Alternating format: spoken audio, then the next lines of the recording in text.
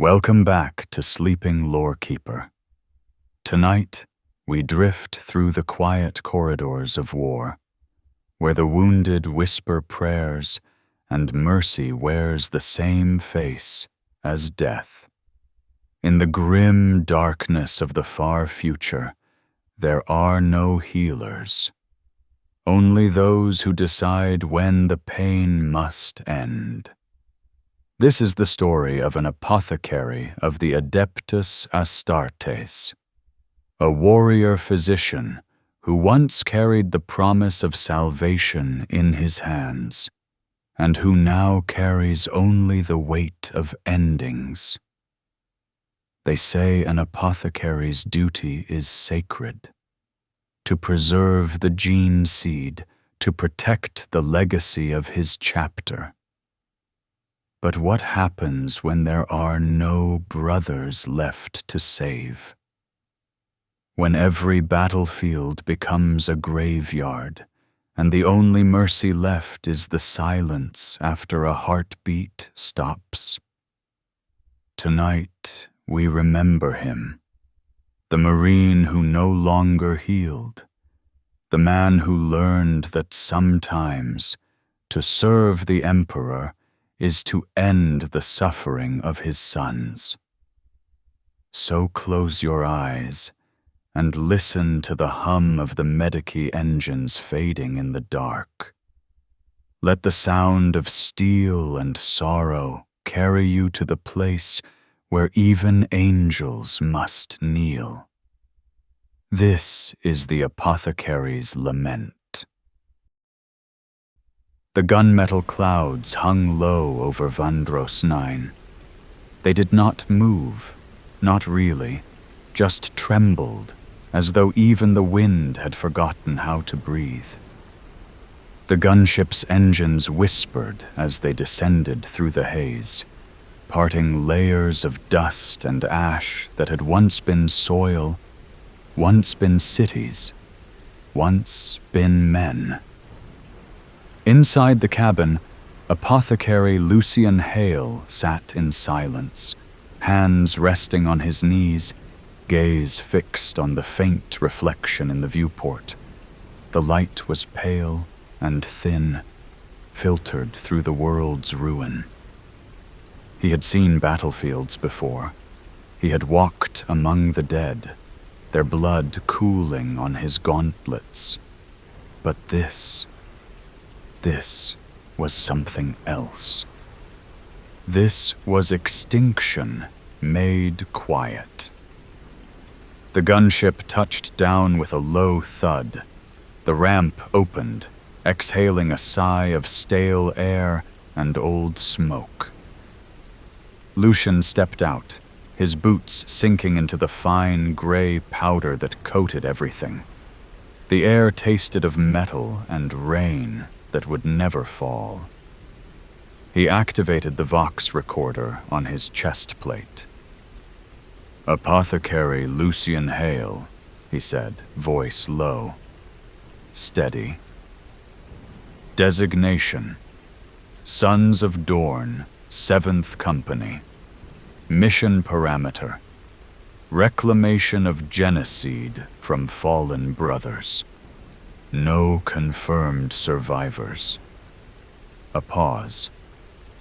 Planetary condition: terminal. He began to walk.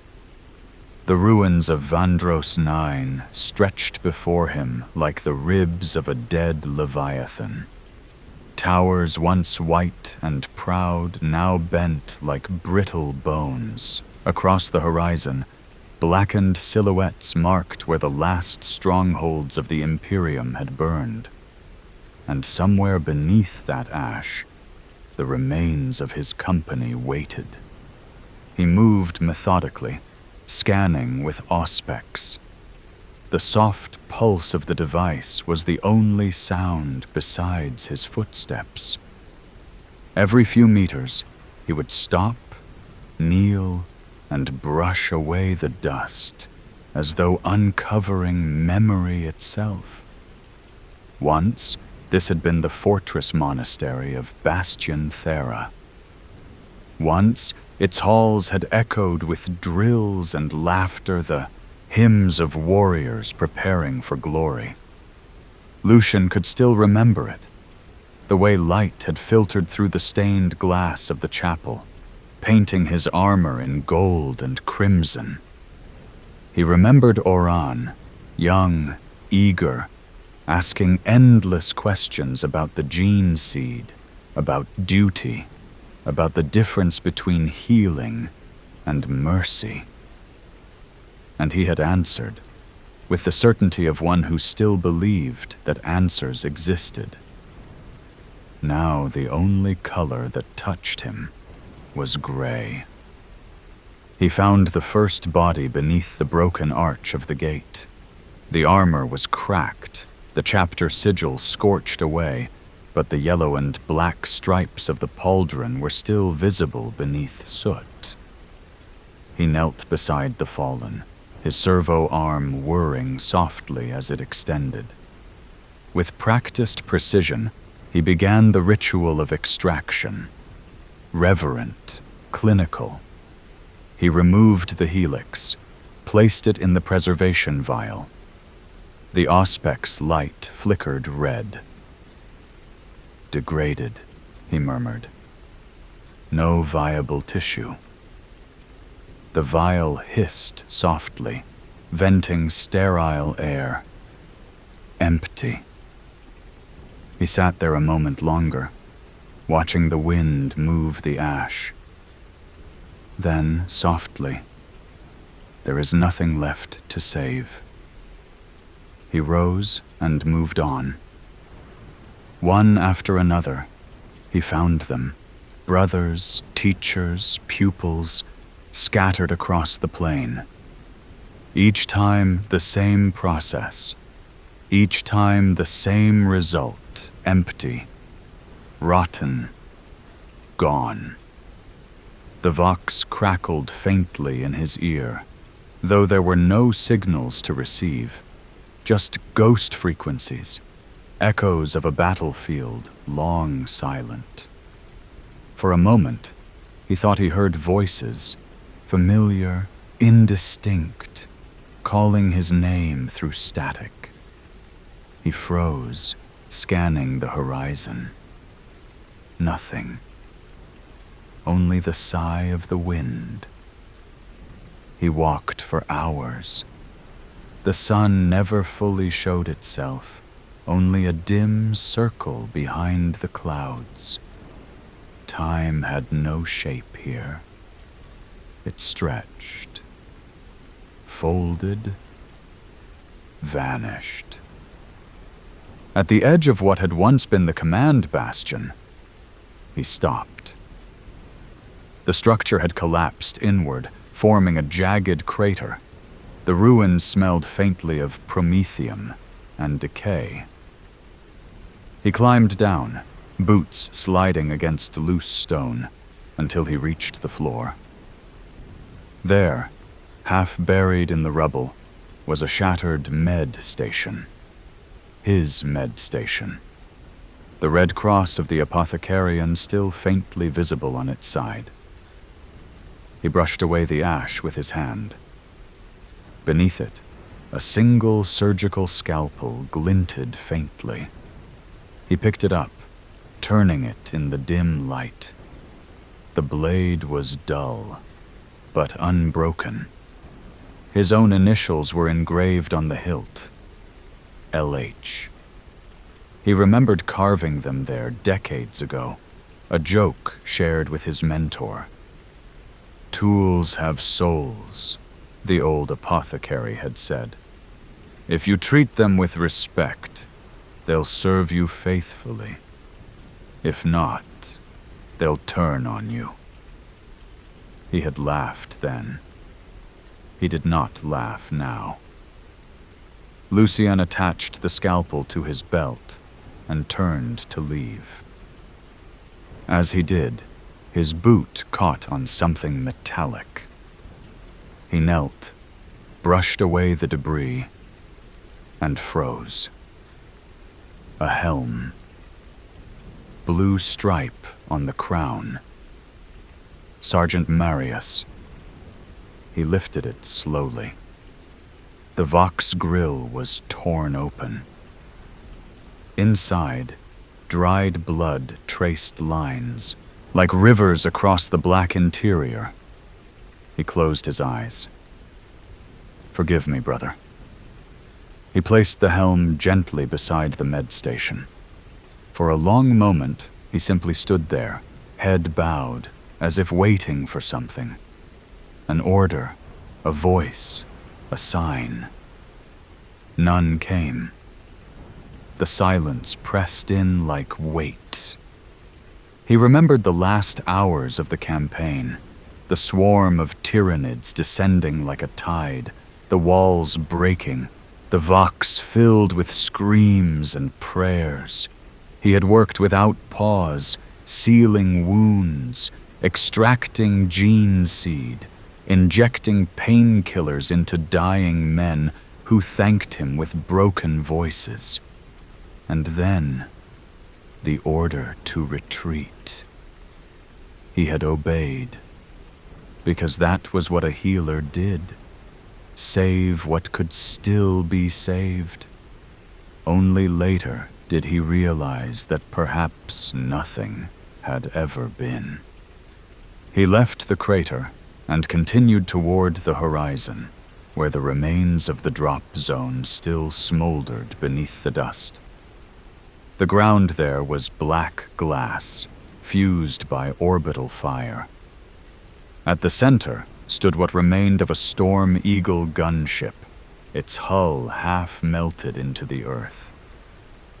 He entered through a torn section of fuselage. Inside, charred remains, burned armor, scorched ceramite. The faint outline of a hand melted into the wall. He recognized the unit markings. Tactical Squad Aegion. His brothers. He knelt again, scanning. The auspex pulsed once, then went dark. Too much interference. He switched it off. There was no need for data anymore. He began collecting what fragments he could. Fragments of armor, purity seals turned to ash, a single bolter shell. He placed them in a small satchel, though he knew they would never be enough for the rites. When he stepped out again, the sky had darkened. The first drops of rain fell, or what passed for rain here. The moisture hissed as it touched his armor, acidic and faintly glowing. The world wept poison. He raised his head and watched it fall, streaking his visor in pale streaks. "Perhaps," he said softly, "it still remembers how to grieve." His Vox recorder clicked back on automatically. He hadn't meant to trigger it. He considered turning it off, then didn't. Mission log, Day 1. No viable gene seed recovered. Structural collapse across primary sectors. Atmospheric conditions toxic, yet stable. Emotional state irrelevant. He hesitated, then added quietly, "I have begun to wonder if the Emperor truly wishes us to endure, or if endurance is simply what remains when meaning has gone." The words hung in the air. He almost deleted them. Instead, he saved the file. Lucien moved toward the mountain ridge beyond the ruins.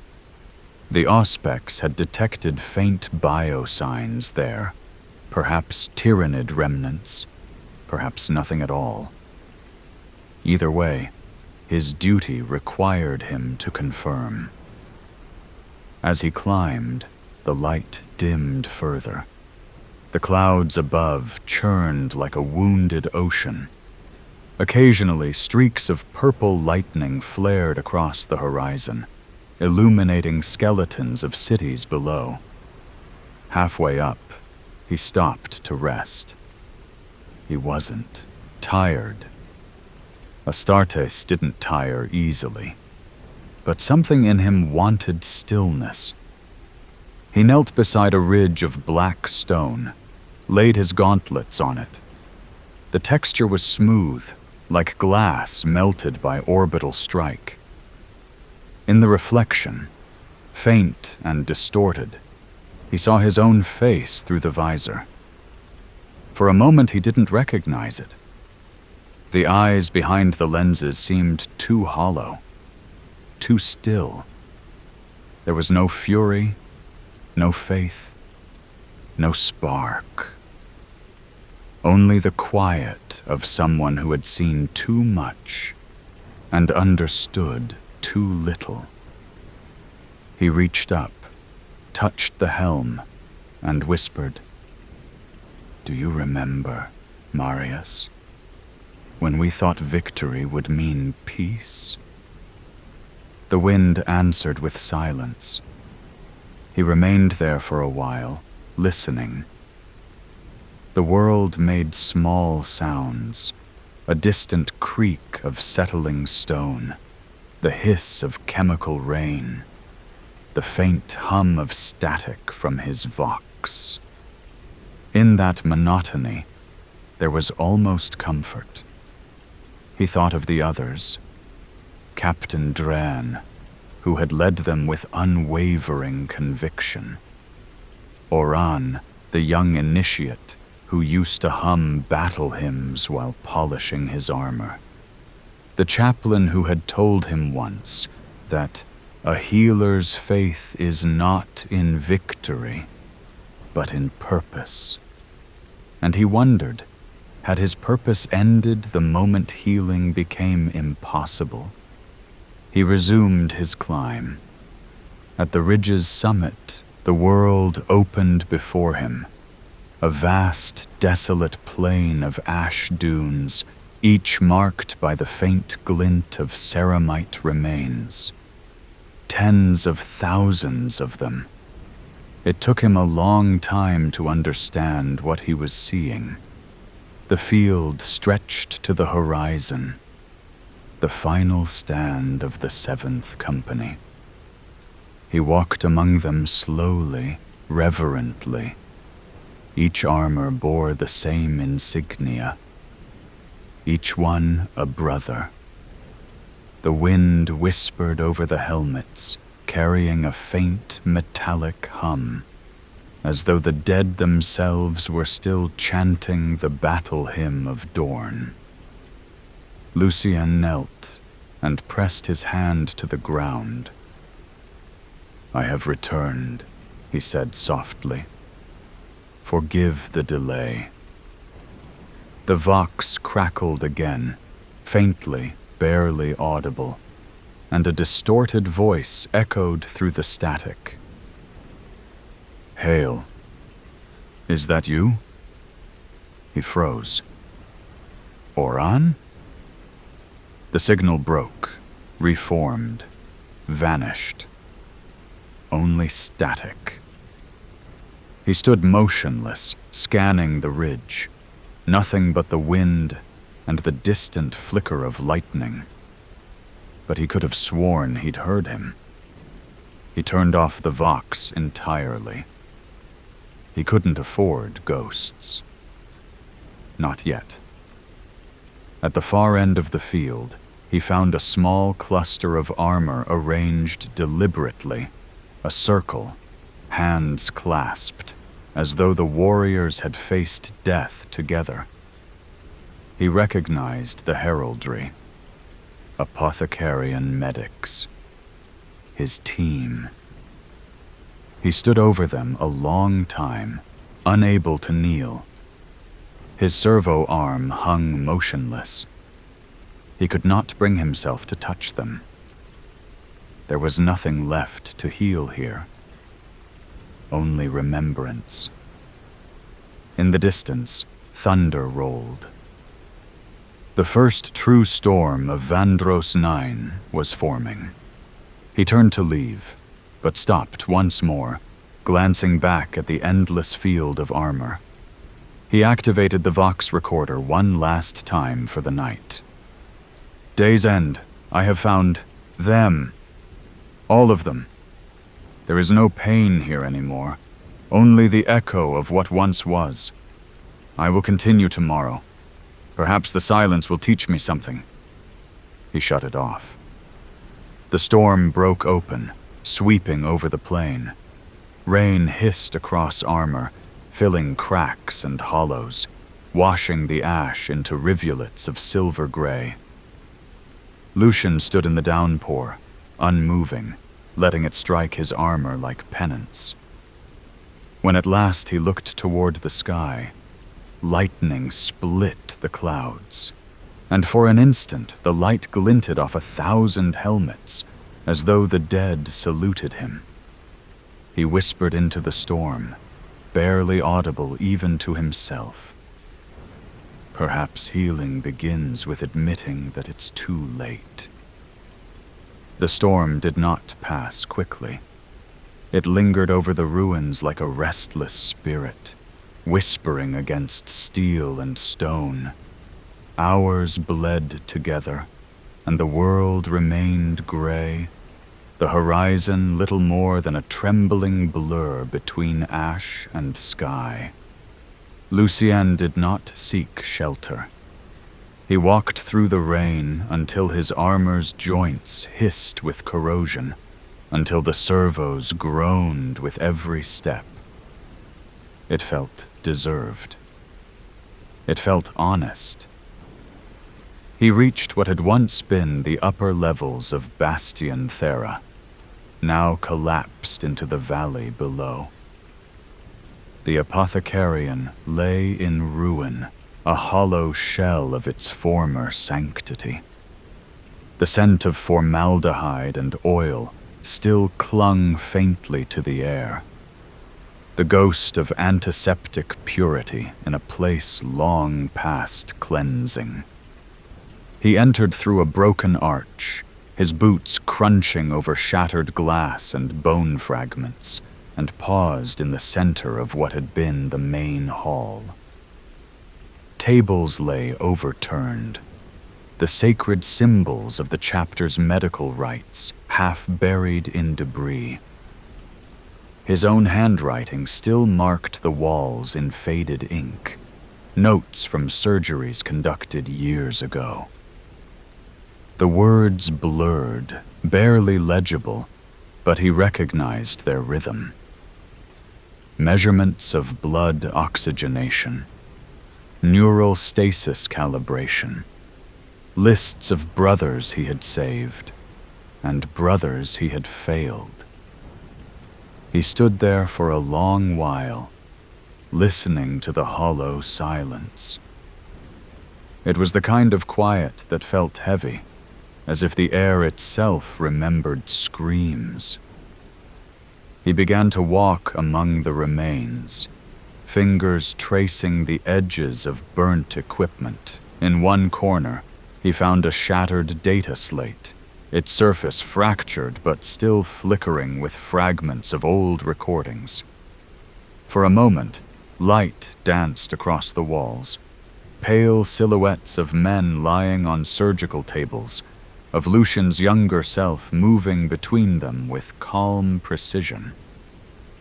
The hollow flickered again, and the image froze on his own face, caught mid-gesture, scalpel poised above a dying Marine's chest. There was purpose in those eyes. Certainty. Compassion that had not yet learned how to fade. He turned the device off and set it down gently. He no longer remembered the names of those he had saved, only the weight of those he hadn't. He found the old operating dais beneath a fallen beam. It had been the heart of the Apothecarian, the place where life and death balanced. on a needle's edge. He knelt beside it, brushing away layers of dust. The steel beneath was still cold, smooth, unyielding. He placed his gauntleted hand upon it and tried to recall the feel of warm flesh under gloved fingers, the steady pulse of a heart still fighting. There had been moments back then when he had believed he could defy death by sheer will alone. That belief had felt like faith. Now, it felt like arrogance. He remained there for a while, motionless, and the memories came quietly. The old rites of preparation, the sound of his mentor's voice echoing through the chamber, reciting the Apothecarian creed. To preserve the gene, to mend the flesh, to ease the pain, and to safeguard the line. He had spoken those words so many times that they had ceased to be language, becoming rhythm, ritual, habit. But once they had meant something, once they had been prayer. He rose slowly, walking toward the adjoining chamber. The door had caved in, but his servo arm pushed it aside with a muted screech. Inside, he found rows of shattered med pods, their transparent covers coated in dust. The life support cables hung like veins torn from a body. He moved between them, counting by instinct, until he reached the final pod near the back. Still intact, sealed, a faint trace of power humming through its systems. He wiped the grime from the glass.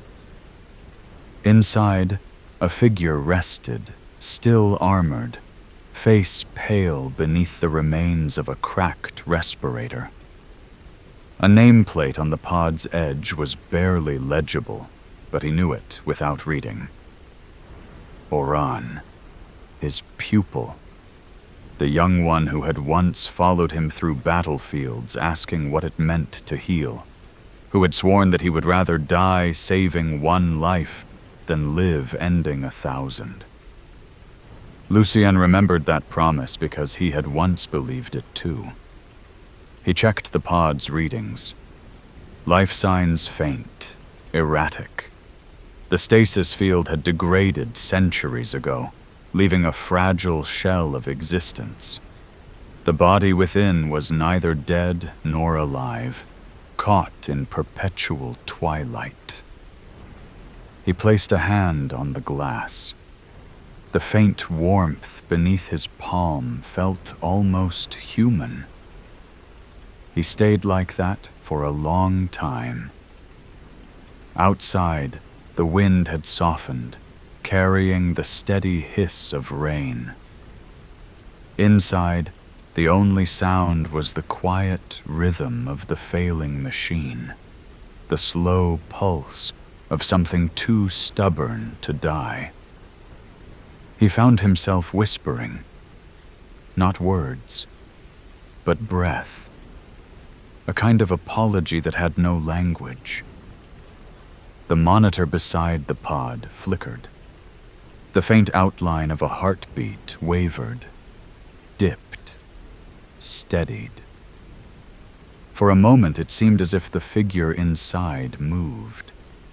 He imagined he saw the lips part slightly, though he knew it was only the shift of pressure, the decay of seals. Still, the illusion stayed.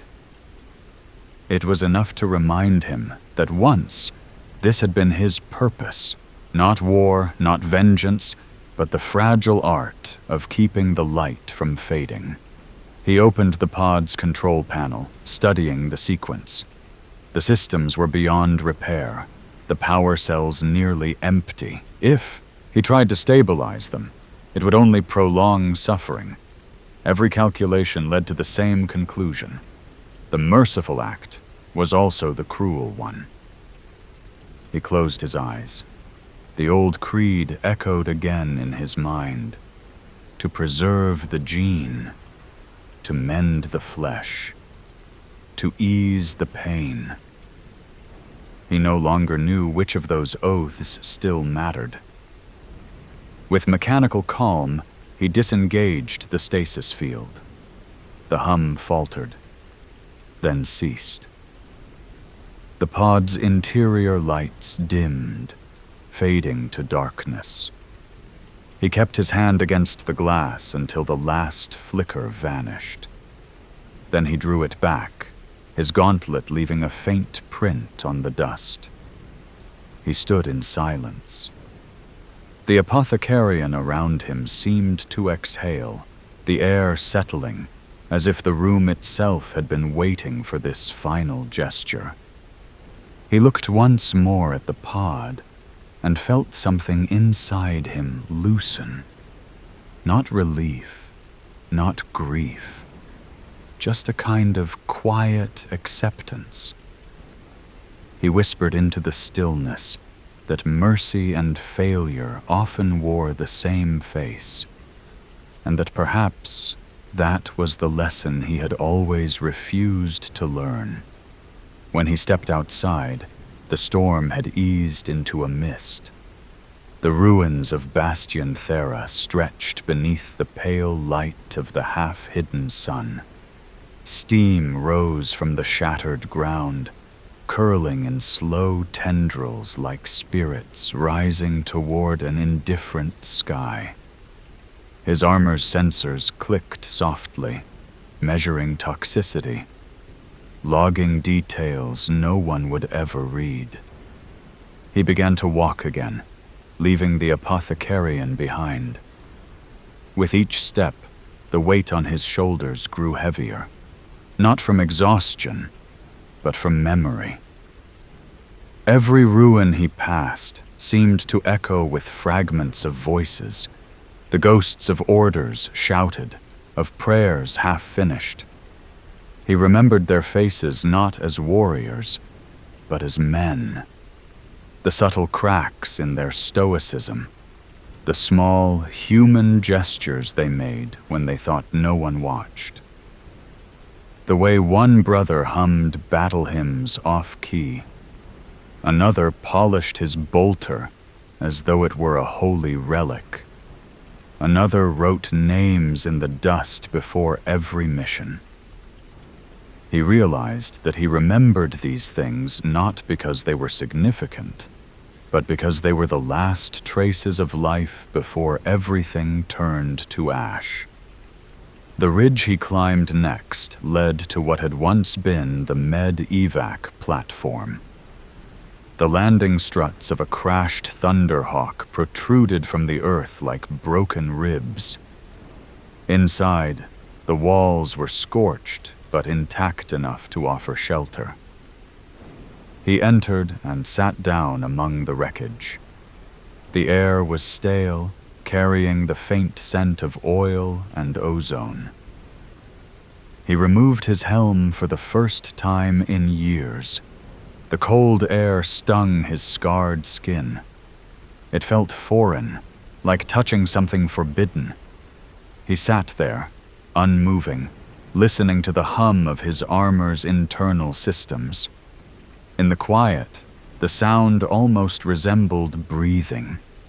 He closed his eyes, and memories rose again. The sound of the apothecarian alive, the voices of his brothers calling out for aid, the rhythm of heartbeats through medical scanners. It all blended into one continuous murmur, half memory, half dream. He felt as if the world itself was exhaling through him. He thought about what it meant to heal. Not just the act of mending tissue, sealing wounds, preserving organs, but the belief that life was worth preserving. Somewhere along the line, that conviction had eroded. He had kept performing the motions, but without faith behind them. He wondered if that was what death truly was. Not the absence of breath, but the loss of purpose. The night deepened. The storm moved eastward, leaving only the distant rumble of thunder. Lucien watched the horizon through the broken canopy. A faint light flickered there, the aurora of orbital debris still burning in the upper atmosphere. It shimmered with unnatural beauty, a curtain of dying stars. He found himself speaking softly, though no one was there to hear. He spoke of the wars he had fought, of the brothers he had failed, of the strange peace that came with the absence of duty. He confessed that he no longer knew why he had returned to Vandros Ninth, whether it was for reclamation, atonement, or simply because there was nowhere else left to go. The words dissolved into the air, absorbed by the ruins around him. After a time, he reached for his satchel. Inside were the empty vials, the fragments of gene seed he had recovered, all useless. He arranged them on the floor before him, small glass coffins lined in perfect order. He looked at them for a long time, then reached for the surgical scalpel still hanging from his belt. He turned it in his hand, watching the faint reflection of light slide along its edge. It was the same tool he had once used to save lives. Now it felt like a relic of a faith that had died with its believers. He placed the scalpel beside the vials and leaned back against the wall. The air was thin, carrying a low vibration from deep beneath the ground, perhaps tectonic movement, perhaps the heartbeat of the world itself. He listened to it until the distinction blurred. For the first time in decades, he allowed himself to feel tired. Not the exhaustion of the body, but the weariness of a soul stretched too far between duty and despair. When sleep finally came, it was dreamless. Or perhaps the dream was simply the silence itself. The dawn on Vandros 9 was not dawn in any true sense. There was no sun to rise, only a thinning of darkness until the ash reflected a softer shade of gray. The air was cold, heavy, carrying the faint vibration of machines buried deep beneath the earth. Old reactors, perhaps, still breathing after centuries of silence.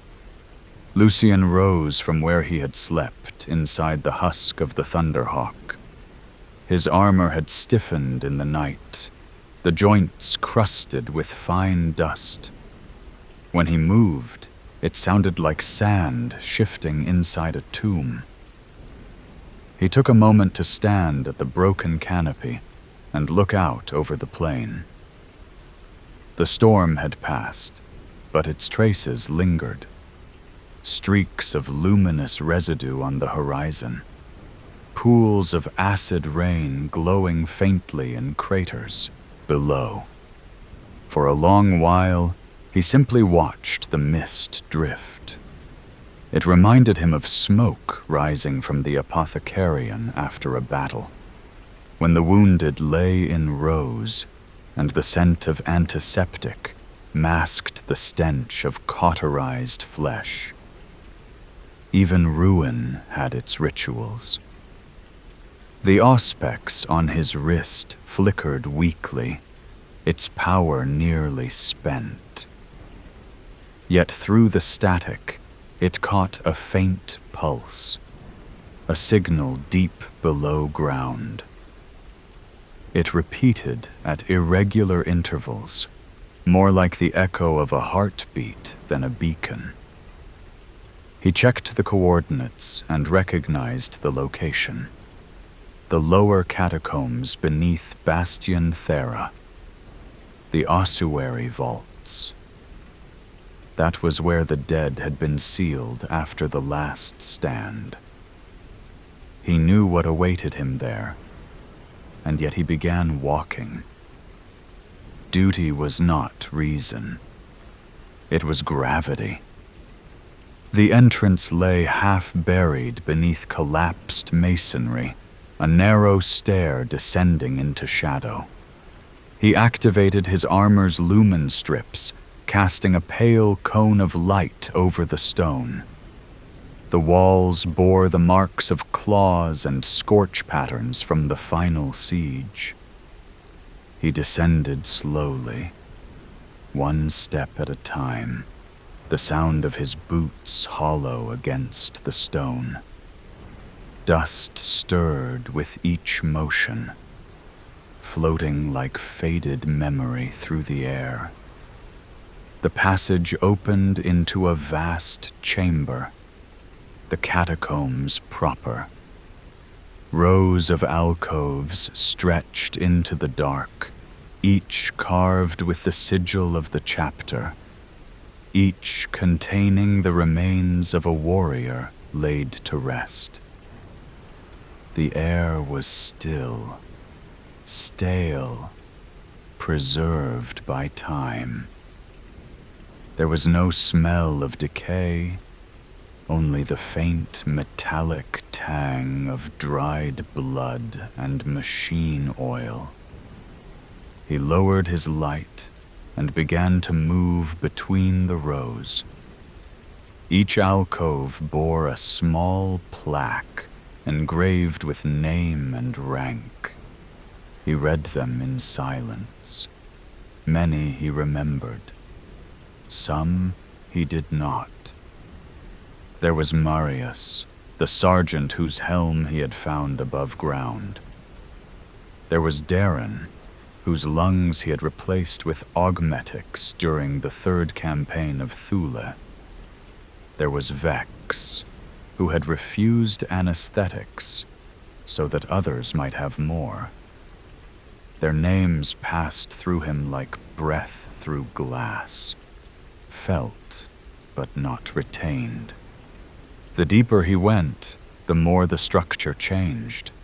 The walls became rougher, carved hastily, as if dug during the final days.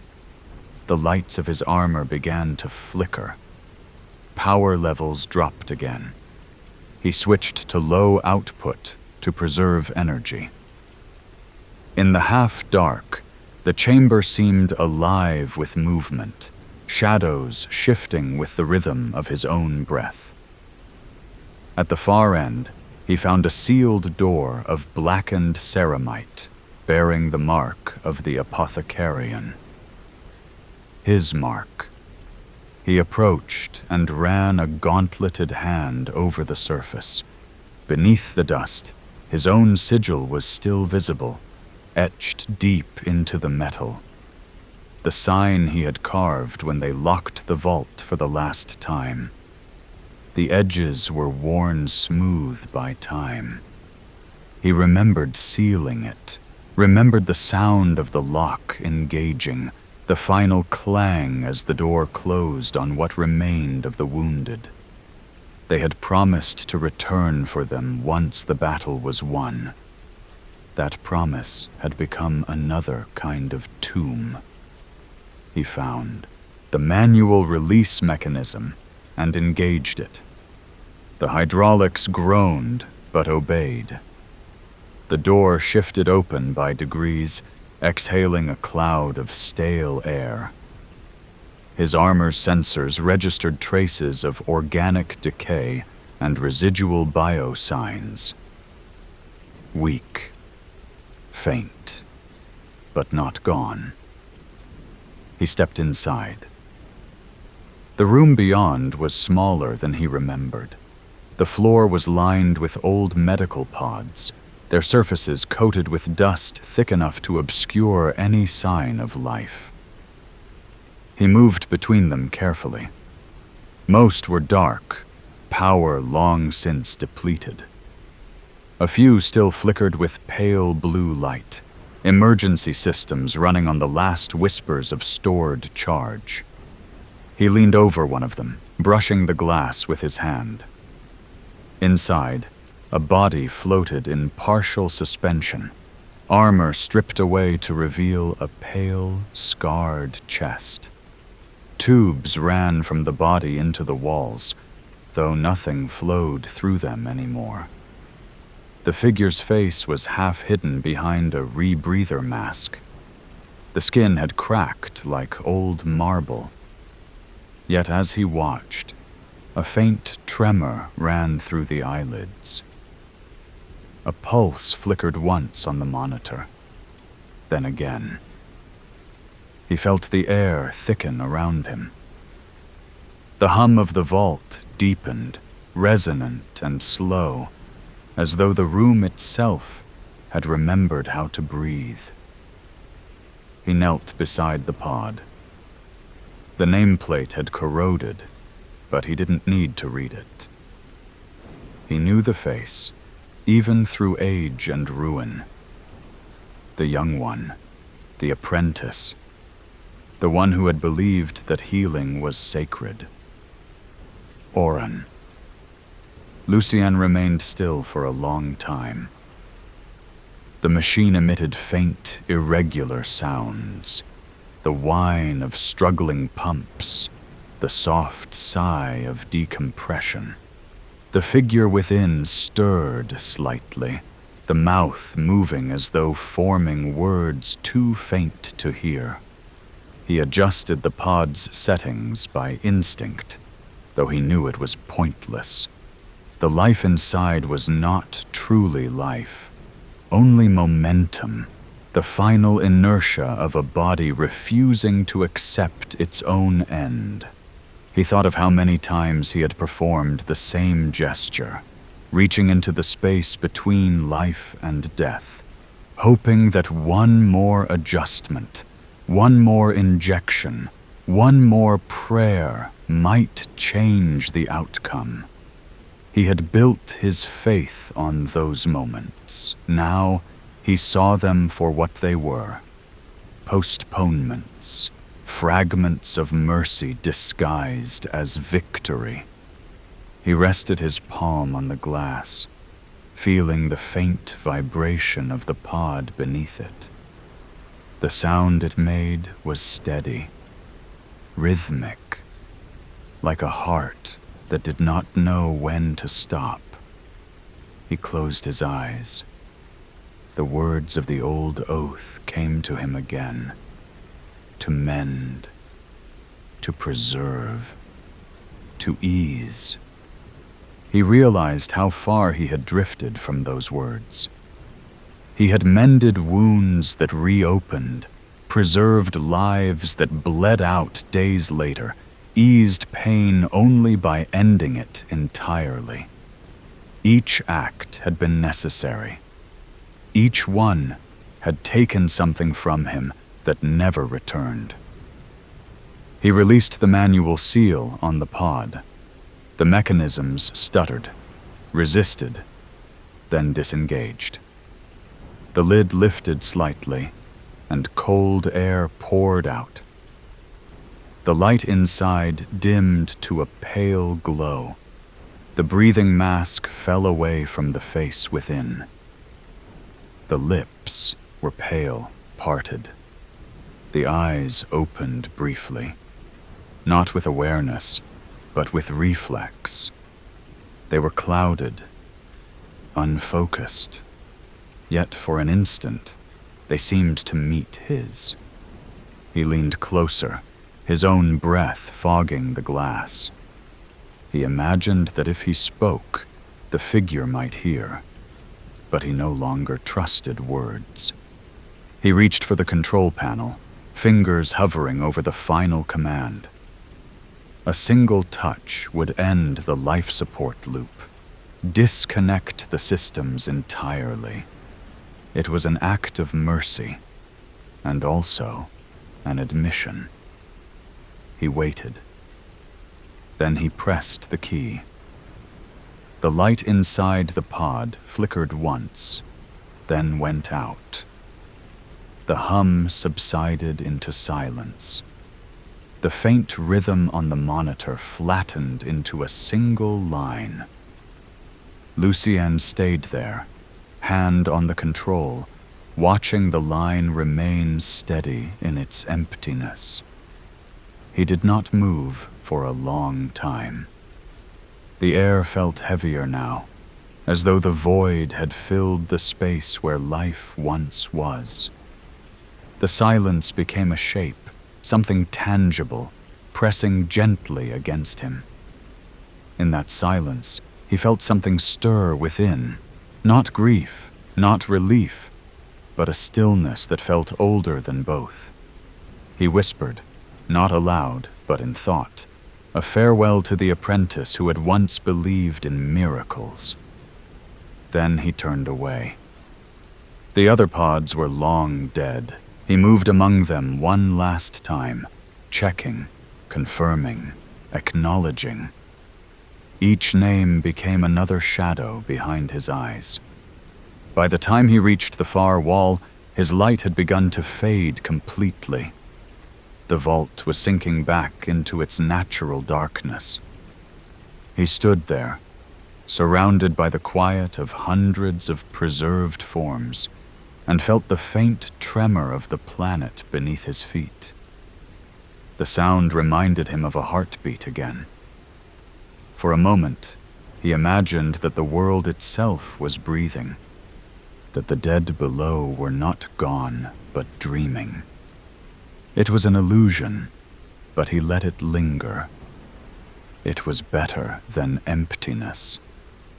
When he finally left the vault, he did not seal the door behind him. He left it open, letting the stale air mingle with the wind from above. The dead no longer needed walls to keep them safe. He thought they might prefer the sky. The ascent back to the surface was slow. The light grew brighter as he climbed, until he emerged into the gray daylight once more. The storm had passed entirely. The landscape stretched silent and vast, the ruins gleaming faintly with moisture. He turned back once toward the broken stair and imagined he heard something within. A whisper, perhaps, or the sigh of machinery settling into stillness. He could not tell. He decided it was enough to have listened. Above, the clouds shifted slightly, revealing a sliver of pale light. He stood watching it, motionless. The armor around his chest felt heavy, the servos humming faintly with each breath. He thought of all the hearts he had stilled over the centuries, and how none of them had truly stopped echoing. Each one had left a trace in him, faint but permanent. The more he tried to forget, the louder they seemed to beat. He walked toward the ridge overlooking the valley. From there, the ruins of the fortress spread below like a broken machine. The Apothecarian, the barracks, the chapel, all shattered, but familiar. He realized he had walked this path before, years ago, when it had been alive. The memory of that day rose with startling clarity. The clang of boots on steel, the smell of gun oil and incense, the distant sound of laughter from the training yard. It was all there, buried beneath the ash. Time had not erased it, only quieted it. He stood at the edge until the wind picked up again. The air moved through the ruins, making a sound like breath drawn between teeth, slow, tired, unwilling to stop. It carried with it a faint echo from below, the last residue of the catacombs. The sound was neither machine nor voice, but it reminded him of both. He stayed there until the light began to fade again, until the mist turned from silver to charcoal. Then he descended toward what had once been the lower courtyard. his movements slower now, deliberate. Each step felt heavier, as if the planet were holding him in place. The weight was not unwelcome. It felt like belonging. When night came, the stars above were hidden, but the ground glowed faintly with residual luminescence from the storm. He sat among the ruins, the air filled with the faint crackle of distant lightning beyond the horizon. He found comfort in its rhythm. It sounded almost like breathing. Night did not fall on Vandros 9. It simply deepened, thickened, until the world dissolved into shadow. The air cooled, and the ruins became silhouettes against a horizon lit faintly by distant fires, remnants of the orbital bombardment that had ended the war. The silence returned, steady and vast. It pressed against the skin like the weight of water. Lucien sat beside the remnants of a collapsed statue, once a likeness of Dorn himself. The face was gone, the marble smoothed by centuries of acid rain. Only the outline of the armor remained, the suggestion of a hand raised in blessing. He watched the way the wind moved through the fractures, making a hollow tone that might have been mistaken for speech. For a moment, he closed his eyes and listened. The sound was familiar. He realized it was almost the same pitch as the heart monitors that used to fill the Apothecarian. That endless symphony of failing beats, rising and falling like the tide. He had forgotten how much he had come to depend on that sound. It had been a rhythm that proved purpose, a reminder that there was still something to fight for. Now, with the machines long dead, the silence felt like betrayal. He rose slowly and began walking through the ruins again, his steps deliberate, unhurried. He moved through the remnants of corridors that had once echoed with orders and prayer. In the half-light, the shadows of shattered walls created the illusion of movement, as if others still walked beside him, keeping pace. He didn't look toward them. He didn't need to. He knew who they were. The further he went, the more the landscape seemed to shift, subtly, impossibly. The halls he entered looked too intact, the banners too whole, the air too clean. The ground underfoot no longer cracked, but resonated with the deep vibration of reactors running at full power. For a moment, he could smell disinfectant again. Hear the hum of med pods. Hear voices. The first one came faintly, barely distinct, not calling, not accusing, simply existing, as though spoken into memory itself. A tone he remembered, soft, tired, but warm. He did not answer. He continued walking, and the light grew stronger, though no source revealed itself. It pooled around the broken edges of walls, caught the edges of shattered armor, and made the ruins seem alive again. He recognized the chamber he entered next, the lower recovery ward, or what had been. Now it was only fragments of metal and bone. Yet as he stepped across the threshold, he saw for a single moment the ward as it once was. Rows of med pods intact, apothecaries moving between them, murmuring litanies of stabilization, the scent of blood and oil freshly mixed. a younger version of himself among them, moving with calm purpose. He remembered this scene vividly, the last evacuation before the siege.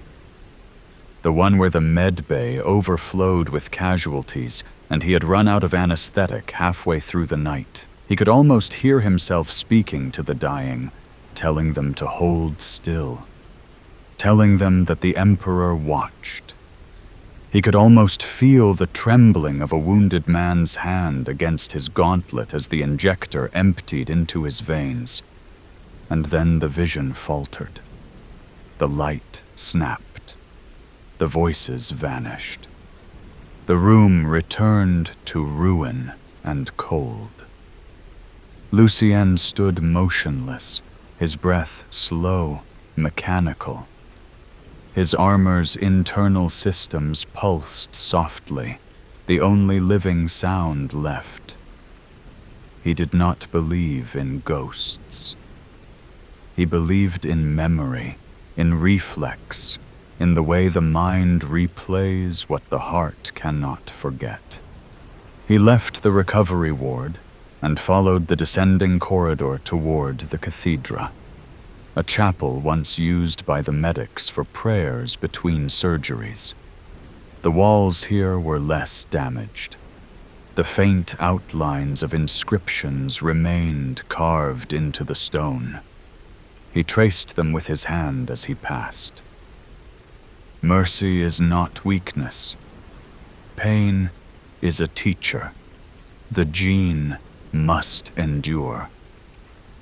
Each phrase felt heavier now, like scripture recited by someone who no longer believed in the meaning behind the words.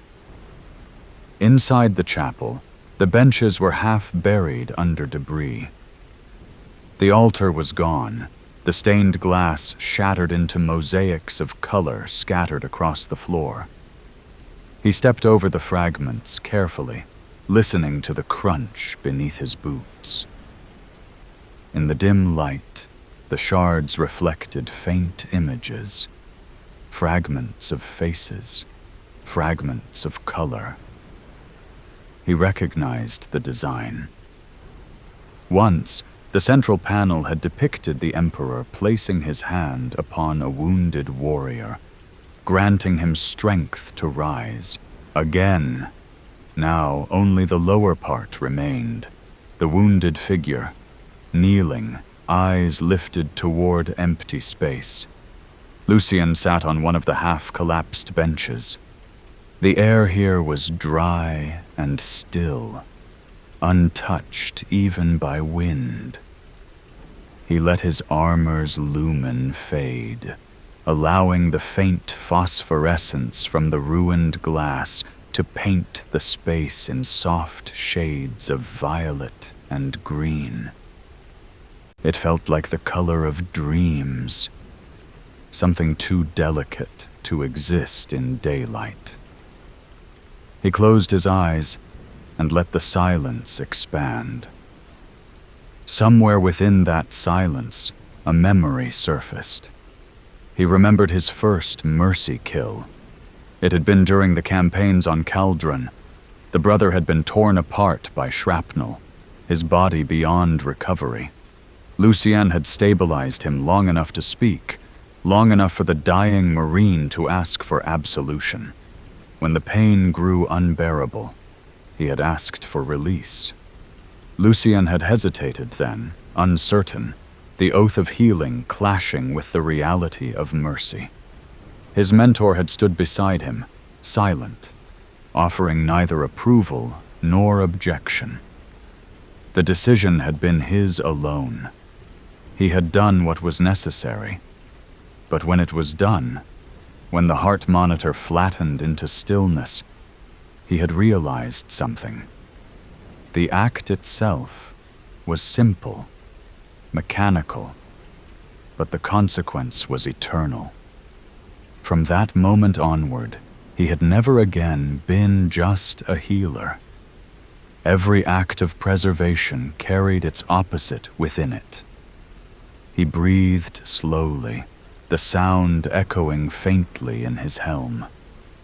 Now, sitting in the broken chapel, he realized how that single moment had defined the rest of his existence. Every time he pressed the injector, every time he turned off a life support field, he heard that first silence again. It had followed him through every campaign, through every brother's last breath. Now it surrounded him completely. He opened his eyes. The air shimmered faintly before him, like heat distortion. Slowly, the outline of a figure began to take shape, translucent, pale, no more than suggestion and light.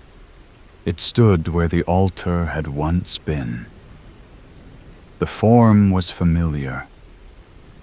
Tall, armored, helm under one arm. The face was indistinct, but the stance was unmistakable. Steady, calm, proud. One of his brothers, or perhaps all of them. Lucien did not move. The vision did not advance. It simply stood, silent, watching him. There was no accusation in it, no anger, only patience. The kind of patience that waits for acknowledgement. He realized, slowly, that it was not there to be seen. It was there to be remembered. He bowed his head slightly, not in worship, but in recognition. The figure faded, and the air returned to stillness. He sat there until the cold began to seep through the seals of his armor. The phosphorescence dimmed as the night deepened. Outside, faint tremors rolled through the earth, the remnants of long-buried machines shifting under stress. The sound was almost comforting now. It reminded him that the world, despite everything, still moved. He rose and left the chapel, crossing the courtyard. Once more, the rain had returned, thin, mist-like, carrying the metallic scent of ozone. It clung to the surface of his armor, tracing rivulets through the grime. Each drop left faint trails of brightness, catching what little light remained. It looked like veins of silver crawling across his gauntlets. He thought of blood again. Of all the blood he had cleaned, catalogued, preserved. Of how it always looked the same, no matter the rank, no matter the name. He walked until the ruins gave way to the outer plains again. The wind had shifted, carrying with it the low hum of distant thunder. He stood still, the landscape before him endless and gray. Somewhere beyond the horizon, other worlds still burned, other apothecaries still fought to preserve what he had already let go. The Imperium endured because it had to, not because it deserved to. He wondered if the Emperor had known that this was what endurance would mean. Survival without solace. Duty without peace. The Auspex flickered one last time, then died completely. His armor's lumen faded. The world dimmed into a single field of shadow and sound. He stood there, unafraid, because there was nothing left to fear. He had spent a lifetime saving others from death. Now, death felt like the only familiar presence left. The wind carried a final whisper through the ruins, low and faint, almost human in tone. It was not a voice. It was memory returning to the air, carrying fragments of words he might once have spoken. He could not make them out. He did not need to. For the first time since his arrival, he felt a sense of quiet that was not emptiness, but completion. As if every sound that had ever haunted him had finally resolved into one continuous note. The weight he carried had not lessened, but he understood now that it was never meant to be lifted, only borne. The wind had grown quiet. It no longer howled through the ruins or carried dust from the plains. It simply moved, slow and steady, whispering across the fractured stones like breath over a dying flame. The clouds above hung low and colorless, pressing the horizon inward until the sky itself seemed to fold. Lucien walked through the silence with the deliberate rhythm of ritual. Every step had purpose.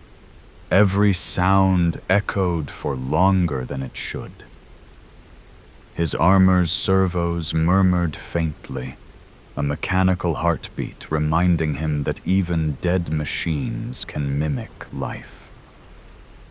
He had not slept since the night in the catacombs. Sleep no longer seemed necessary. His mind existed in that half-state between waking and dream, where memory flowed like liquid through time. Every heartbeat of the present overlapped with the ghosts of the past. He no longer tried to separate them. The ruins of Bastion Thera spread beneath him like an open wound. He had mapped most of it now. The Apothecarian, the chapel, the ossuary. But one structure remained untouched. The western annex, once the gene vault. A place forbidden even to most apothecaries, where the seed of future generations had been stored. If there was any sanctity left on this world, it would be there. The door stood half collapsed, its seals eaten away by time. He brushed away the dust and forced it open, the hinges shrieking in protest. Inside, the air was dry, colder than outside, preserved by the automated systems that had somehow survived all these centuries. The chamber beyond was vast and circular, lined with stasis columns rising into the darkness. Each one glowed faintly blue, a fragile shimmer of power, impossibly still alive. He walked among them, slow, reverent. Within each column floated a single capsule of gene seed, thousands of them, suspended in stillness.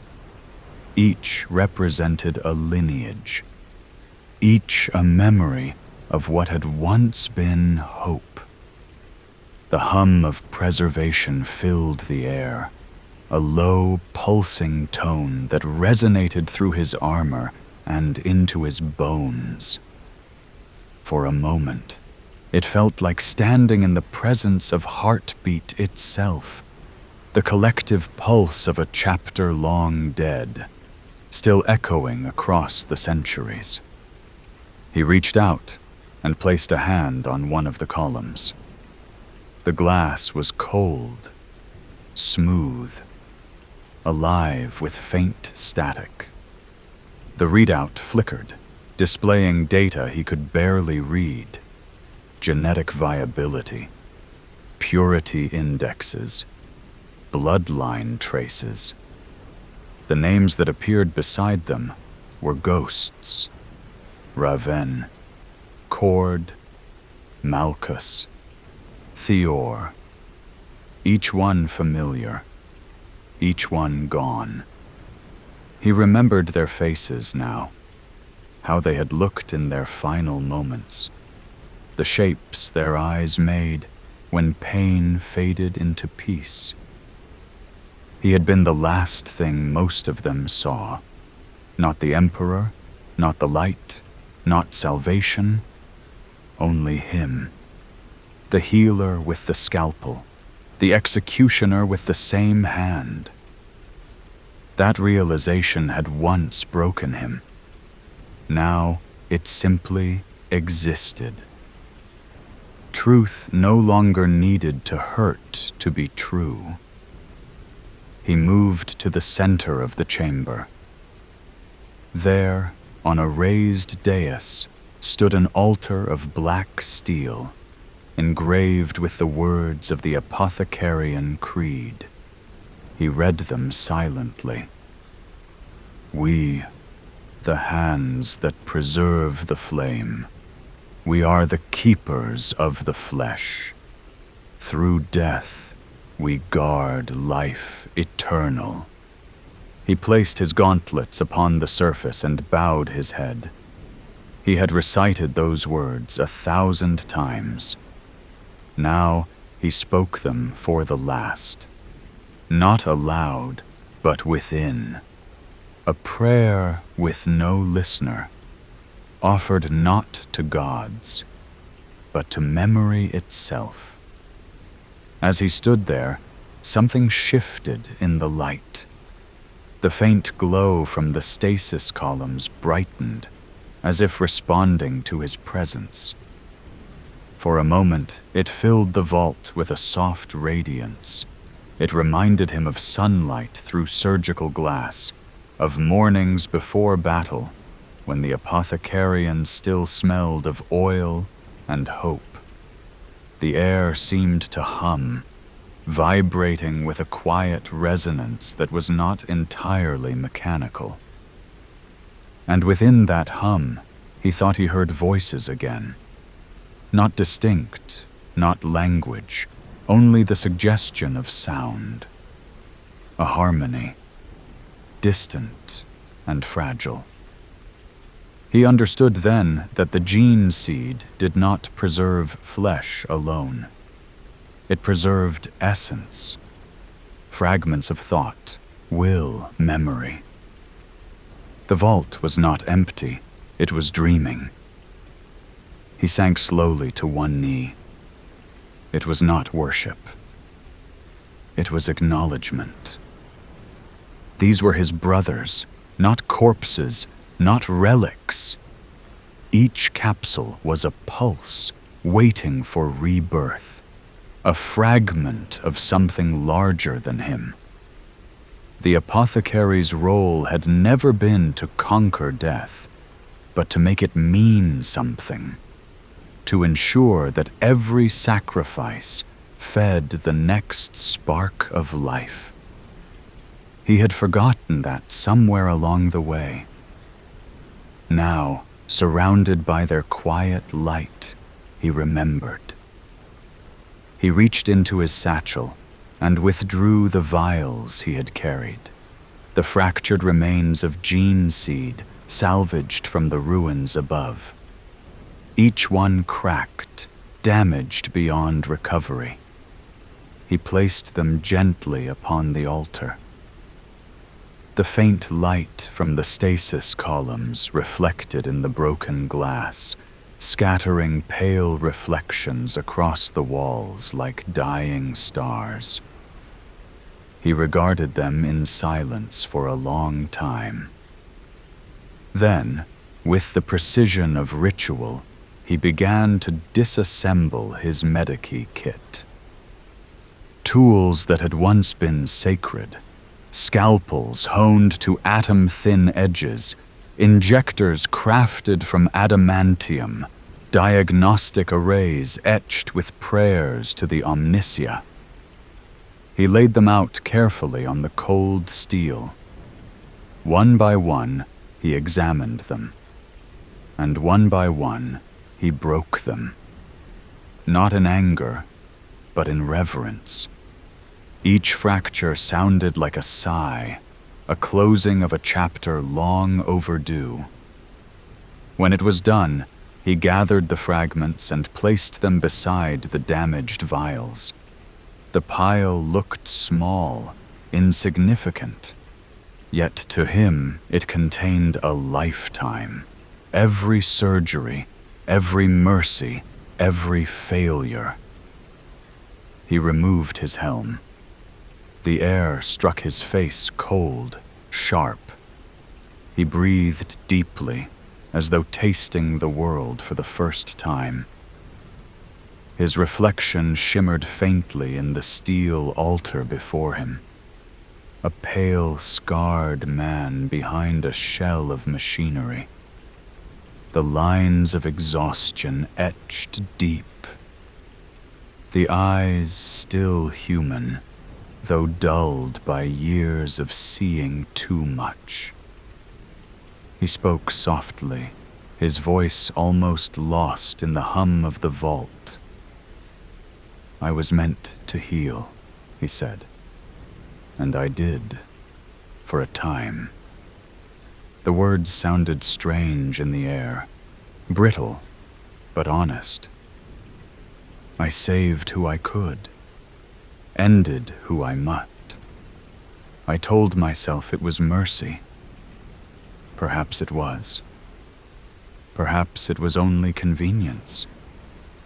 He looked toward the stasis columns. But you endured. You always endured. Even now you sleep while the galaxy burns. You are what remains when the rest of us falter. He paused. That is enough. He sat upon the floor, cross-legged like a penitent, hands resting upon his knees. The vault's light pulsed around him, rhythmic, alive. He began to remember them all, not as warriors or symbols, but as men. The one who sang while he worked, the one who feared nothing but silence, the one who laughed even when bleeding out. He recited their names like litany, one after another, voice steady, until the echoes of those names filled the chamber. It was not mourning. It was remembrance. When the last name left his lips, he felt something shift inside him. Not an emotion, but release. The burden had not vanished, but it no longer crushed him. It had found its place. He reached for his scalpel, the one tool he had not broken. He turned it over in his hands, the blade catching the pale light. Once, this had been a symbol of power. Now, it was only memory. He set it gently atop the pile of shattered instruments, then pressed his hand against the altar again. The hum of the vault deepened. Somewhere among the gene seed, a few of the stasis lights flickered brighter, briefly, like eyes opening. He smiled faintly, a movement so small it barely existed. He stayed there as the hours passed, the vault dimming around him. Eventually, the stasis lights began to fade, the last reserves of power finally draining after so many centuries. The hum grew weaker, then steady again, like the slowing of a heart that knows its end but does not resist it. He listened to it the way one listens to a lullaby, not with fear, but with understanding. He rose once more, slowly, the motion deliberate, ritualistic. His joints protested. His breath rasped through the rebreather. He looked around the chamber, memorizing every detail: the pattern of light on the walls, the arrangement of the capsules, the smell of old metal and sanctity. He knew this would be the last place he would ever see. Before he left, he turned toward the altar one final time. He pressed the control runes on his wrist, rerouting the remaining energy of his armor into the vault's preservation systems. The suit dimmed, the lumen strips going dark. His systems powered down one by one: servos, filters, oxygen regulators. He felt the weight of his armor increase as the internal mechanisms ceased to assist him. He did not resist. It was fitting that his last strength serve something beyond himself. The vault brightened slightly, the stasis fields stabilizing for a moment longer. It would not last forever. But nothing needed to. Lucien stepped back, the darkness enveloping him like a shroud. He made his way to the doorway, stopping just before crossing the threshold. He looked back once more and whispered, a sound that was not a prayer, but carried the rhythm of one. "If you wake again, remember us kindly. We were not gods, only men who tried to do what was right." He left the vault and sealed the door behind him. The mechanism groaned, locking into place. The hum within softened until it became part of the silence. Outside, the air was colder. The horizon glowed faintly with the reflection of distant lightning. He walked until the vault was far behind him, until even the faint vibration of its systems could no longer be felt. He climbed the ridge overlooking the plains once more, the same vantage from which he had first seen the ruins. The wind met him there, carrying the metallic scent of rain and ash. He looked up. The sky above was vast and unbroken. Somewhere beyond it, the stars still burned, though unseen, through the storm. He wondered if any of his gene seed would ever return to those stars, if any spark of what he had preserved would live again. The thought brought him a strange peace. He sat down on the ridge, the ground cold beneath him, the armor's servos clicking faintly as they cooled. He removed one final piece of his gear, the Narthesium gauntlet, and placed it on the stone beside him. The mechanical fingers still glowed faintly, holding the last traces of power.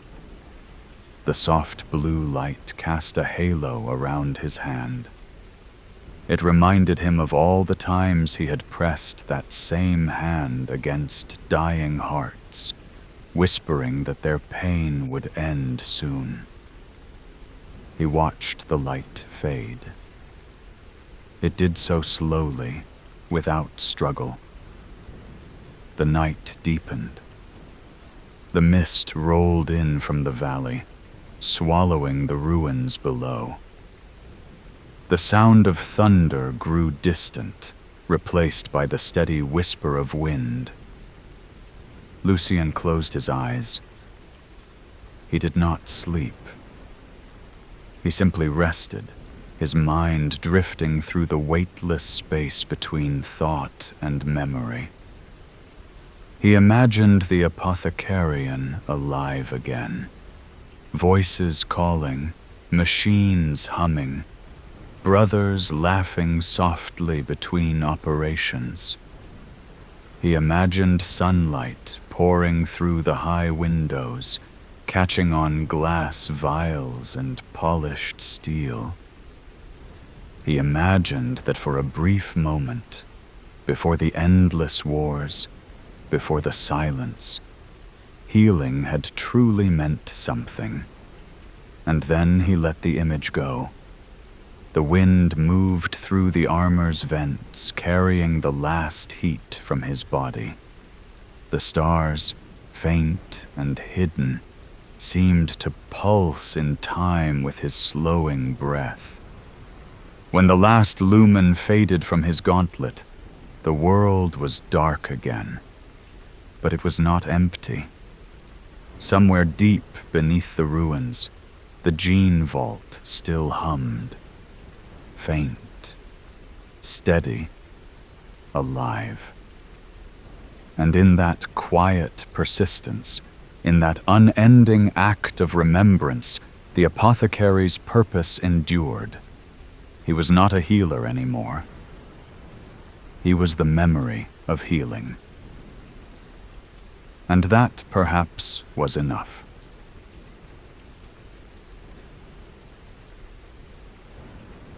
If you're still here, maybe start the next episode. Or just let the quiet take you. And if you've already drifted off, that's all right. Good night, traveler. Sleep well beneath the stars.